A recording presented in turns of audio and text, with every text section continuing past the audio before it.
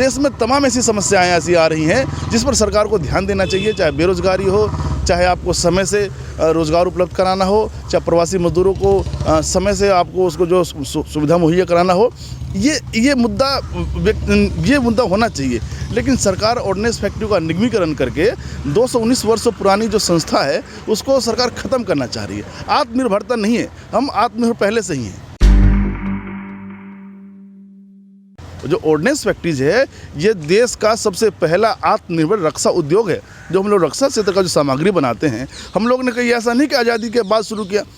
1815 से कम 15 ordnance factory ऐसी थी जो आज़ादी से पहले थी, और आज़ादी के बाद भी ऑर्डिनेंस फैक्ट्री लगी हैं, सरकारों ने लगाई हैं। हाँ, सरकार को इसके मॉडर्नाइजेशन पर ध्यान देना चाहिए। मेरा ये कहना है, मेरा ये सबमिशन है सरकार से कि आप जिसके कॉर्पोरेटाइजेशन के अलावा आप इसका मॉडर्नाइजेशन कीजिए ना। नई नई मशीनें लाइए, नई नई तंत्र लाइए, R&D लाइए। हमारा काम जो R&D देखता है, DRDO क्या किया DRDO ने? DRDO अपनी भूमिकाएं 100% नहीं अदा कर रहा है। हमें नया रिसर्च दे, हमें नया डेवलपमेंट दे, R&D सेल बनाए, सब कुछ हुआ, कागजों पर हुआ, लेकिन वो नीचे ज़मीन पर नहीं आ पाया। हमारा आप देखिए जो हड़ताल पिछले साल हुई थी, पिछले साल की जो हड़ताल थी, CLC के ऑनरेबल CNC के इंटरवेंशन के बाद 5वें दिन 23 तारीख को मीटिंग हुई। फिर 23 तारीख की मीटिंग में तय हुआ कि हम रीस्ट्रक्चरिंग पे बात करेंगे। रीस्ट्रक्चरिंग के लिए कमेटी बनाई, HOLAC high level official committee. सरकार ने अपना टर्म्स ऑफ रेफरेंस बदल दिया। हमने कहा कि हम कॉर्पोरेशन में बात करेंगे नहीं। उसके बाद फिर से कन्फ्लिक्ट हो गया, उसके बाद मामला थम गया। जब देश कोरोना से लड़ रहा था, कोरोना जैसी महामारी से अपने आप को बचाने का प्रयास कर रहा था, ऐसे समय में 16 मई को सरकार के द्वारा आत्मनिर्भर भारत के पैकेज में घोषणा करना कि हम ऑर्डिनेंस फैक्ट्री बोर्ड का निगम करेंगे, ये अपने आप में एक विरोधाभास था सरकार के उस बातों का जो सरकार ने 23/8/2019 को कहा था। अभी हम लोग क्या हैं, हम लोग अपनी नौकरी नहीं बचा रहे हैं या हम लोग अपनी सैलरी नहीं बचा रहे हैं। This is the nation asset.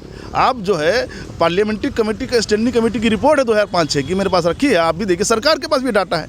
उसमें तत्कालीन chief of the army staff general VP Malik ने कहा कि Indian ordnance factory is a war reserve. बाकी देश में और जो अन्य आपके प्राइवेट प्लेयर्स थे, वो जब उन्होंने देना बंद कर दिया, ऊंचे दाम पे दिया, तो ऑर्डिनेंस फैक्ट्री ने आगे बढ़ करके हमारी सेनाओं का मनोबल मजबूत किया। इन तमाम बातों को लेकर के जब सरकार ने घोषणा किया 16 मई को, अभी सरकार के बातों में विरोधाभास देखिए संदीप जी।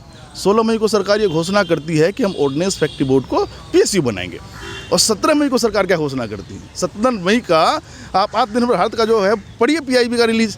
17 मई को सरकार ने कहा कि हम डायरेक्ट क्षेत्र में सिर्फ 3 PSU रखेंगे।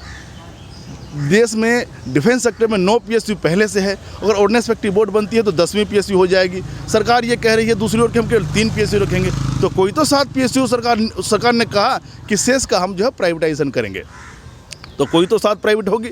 अब कोई 7 प्राइवेट में होगी तो हम लोग को खतरा है ऑर्डिनेंस फैक्ट्री को, इसलिए है क्योंकि वर्तमान में जब हम लोग सरकारी सेटअप में हैं तब हमें ऑर्डर नहीं मिल रहा है प्रॉपर, तब हमें इंडेंट नहीं मिल रहा है प्रॉपर, तब हमें बजट नहीं मिल रहा है प्रॉपर। और जब हम PSU हो जाएंगे तब तो आप ये मान करके चलिए कि 3 साल में कम से कम इतने तो प्राइवेट होके ही रहेगी। तो हम लोग को डर है, ये एक नेशन एसेट है, एक वार रिजर्व है। हम लोग इसे इसलिए बचा रहे हैं ताकि देश की जो आंतरिक और बाह्य सुरक्षा है, जिसकी मजबूती के लिए ऑर्डिनेंस फैक्ट्री बोर्ड 219 सालों से काम कर रहा है, वो हम सब उसको स्थापित कर सकें। अब आप हड़ताल की देखिए, 17 जून को हम सब ने स्ट्राइक बैलेट लिया। हम कानूनी दायरे से हटकर कुछ काम कर ही नहीं सकते। अगर असंगठित क्षेत्र होता तो सरकार ने 16 मई घोषणा की, हम 17 मई से हड़ताल पर चले जाते, जैसे किसानों ने किया। किसानों ने क्या किया, सरकार ने किसी विधेयक पास किया, किसान अगले दिन से आंदोलित शुरू हो गए। लेकिन हम लोग ऐसा नहीं कर सकते। हम लोगों ने सारा काम जो है बिल्कुल एक नियम संगत ID एक्ट 1947 हम लोग से गवर्न होते हैं, और एम्प्लॉयर भी उससे गवर्न होता है। उसमें ये प्रावधान है कि हम लोग को सेक्शन 22 के 1B में ये प्रावधान है कि 14 दिन पहले नोटिस देना है। हम लोगों ने 45 दिन पहले नोटिस दिया है। 4 अगस्त को हम लोगों ने स्ट्राइक नोटिस दिया और हम लोग हड़ताल पे जा रहे हैं 12 अक्टूबर से। तो सरकार के पास पर्याप्त समय था काउंसिलेशन का, लेकिन सरकार ने काउंसिलेशन में देरी की।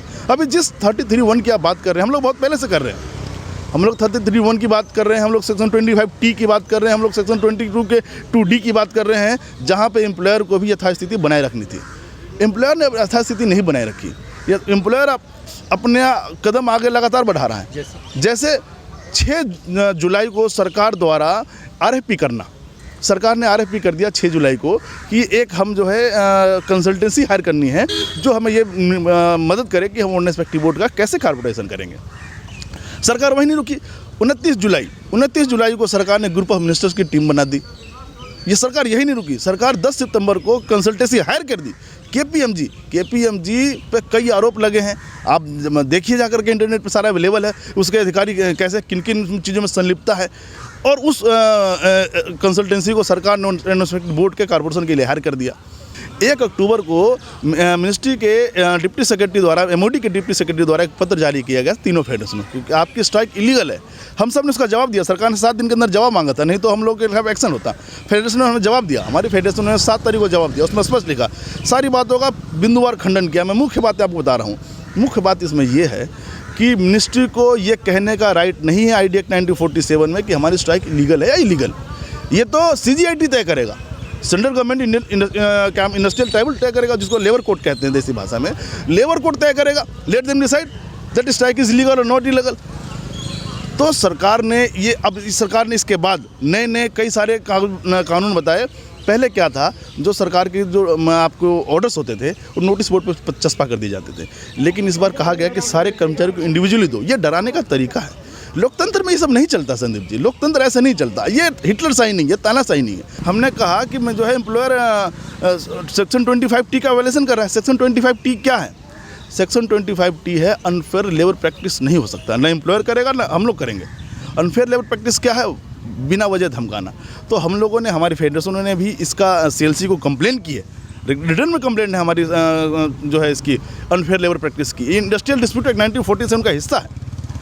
और कल हम लोगों ने RLC महोदय श्री निरंजन कुमार के सामने हमने अपनी बातें रखी, उनसे कहा, उन्होंने भी इस बात को माना कि हाँ अनफेयर लेबर प्रैक्टिस है। उन्होंने प्रशासन को कहा कि आप इस पर पीछे हटिए, लेकिन उनका वहाँ पे जो मैनेजमेंट का पक्ष था उन्होंने ये कहा कि हम लोग को ऊपर से गवर्न है, इसलिए हम लोग उसे रोक नहीं सकते।